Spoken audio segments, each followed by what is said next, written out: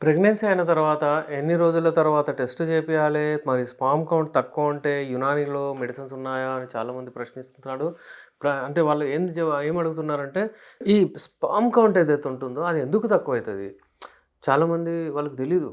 అంటే మేము ఆల్కహాల్ తాగితే తగ్గుతదా? మీకు అంటే ఏదన్నా పార్టీస్‌లో, పబ్‌లో అటు ఇటు వెళ్తే తగ్గుతదా? అవన్నీ అలాంటి ప్రశ్నలున్నాయి వాళ్ళకు.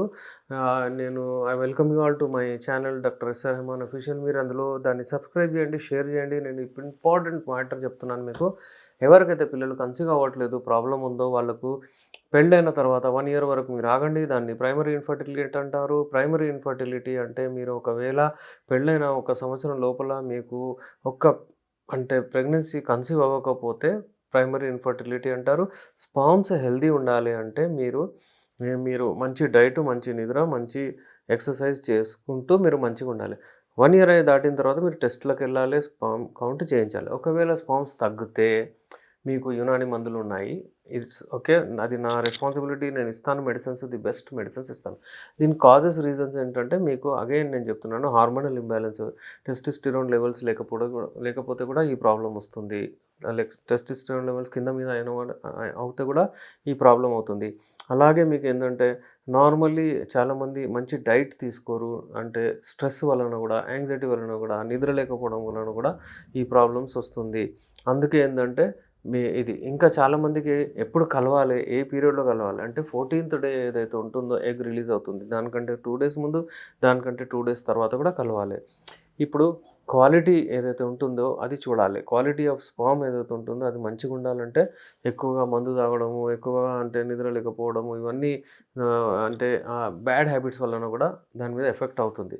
అలాగే పాథలాజికల్ కండిషన్స్ ఏవైతే ఉంటాయి అంటే ఒకవేళ మీకు మంచిగా లేకపోతే, నిద్ర మంచిగా లేకపోతే, అది లేకపోతే మీకు అక్కడ ఏమవుతుందంటే టెస్టోస్టెరాన్ హార్మోన్స్ తగ్గుతాయి. అక్కడ ఏమవుతుందంటే ఇది మోస్ట్ కామన్ రీజన్ ఏదైతే ఉంటుందో అక్కడ హీట్ జనరేట్ అవుతుంది. వెరికోసిల్ అంటారు దాన్ని. అక్కడ గ్రేడ్ 1, గ్రేడ్ 2 వెరికోసిల్స్ అవుతాయి. దాని వలన కూడా స్పామ్ ప్రొడక్షన్ ఉంటుంది కానీ అది చెడైపోతుంది. అందుకనే మీ స్పామ్ ప్రొడక్షన్ మంచిగున్నా గానీ స్పామ్స్ హెల్తీగా పెట్టుకోవాలంటే అక్కడ మీరు ఎక్కువగా హీట్ డెవలప్ అవ్వనివ్వకూడదు. ఎందుకంటే టెస్టిసే చాలా సున్నితమైనవి అవి. ఒకవేళ హీట్ ఎక్కువైపోతే అవి కిందకెళ్ళిపోతాయి. ఒకవేళ చలి కావాలి అంటే ఆహ్, అంటే పైకొచ్చేస్తాయి అవి. హీట్ కావాలంటే చలి ఎక్కువుంటే హీట్ కావాలంటే పైకొచ్చేస్తాయి. అవి థర్మో రెగ్యులేటర్స్ అవే మెయింటైన్ చేసుకుంటాయి. అందుకే చాలామంది ఏంటంటే స్పామ్ క్వాలిటీకి కాజెస్, రీజన్స్ అంటే ఇప్పుడు తెలిసాయి. హాట్ వాటర్‌తో కూడా స్నానం చేయకూడదు. కోల్డ్ వాటర్ అక్కడ వేసుకుంటూ ఉండాలి. ఐస్ ప్యాక్స్ కూడా పెట్టుకోవచ్చు. కోల్డ్ పెట్టాలి టెస్టిస్‌ని ఎప్పుడైనా సరే. ఎందుకంటే టెస్టిస్‌లోనే ప్రొడక్షన్ అవుతది. అక్కడి నుంచి బయటికెళ్ళి అవి యూరేథ్రా ద్వారా బయటకొచ్చేసి యోనిలోకి వెళ్తుందనమాట.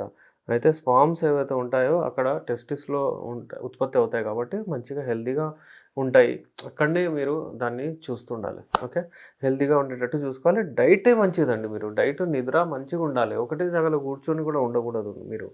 అయితే ఇంకా ఎక్కువగా కలవాలంటే ఆ టైం చూసి మీరు కలవండి. ఓకే. Thank you.